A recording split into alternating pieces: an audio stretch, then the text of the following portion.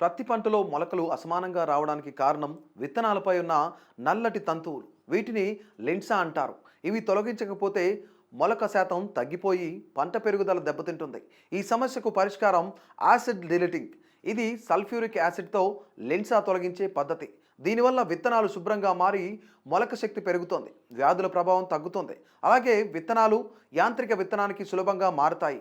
ఈ పద్ధతికి ఆరోగ్యంగా ఉన్న ఎండిన విత్తనాలు తీసుకొని స్టీల్ లేదా ప్లాస్టిక్ డ్రమ్లో వేసి ఒక్కో కిలో విత్తనానికి 100 మిల్లీలీటర్ల సల్ఫ్యూరిక్ యాసిడ్ వేసి చెక్క లేదా ప్లాస్టిక్ రాడ్తో కలపాలి. ఇలా కలిపాక 2 నుంచి 3 నిమిషాల్లో లెన్సా కరిగిపోతాయి. ఆ వెంటనే విత్తనాలను శుభ్రమైన నీటితో 4 నుంచి 5 సార్లు కడిగి తరువాత సోడా లేదా సున్నం కలిపిన నీటిలో ఒకసారి కడగాలి. చివరగా నీడలో ఎండబెట్టాలి. ఈ ప్రక్రియలో గ్లౌస్, కళ్ళజోడు వంటి రక్షణ పరికరాలు తప్పనిసరి. సరైన విధంగా చేస్తే పత్తి విత్తనాలు సమానంగా మొలకెత్తి అధిక దిగుబడి ఇస్తాయి.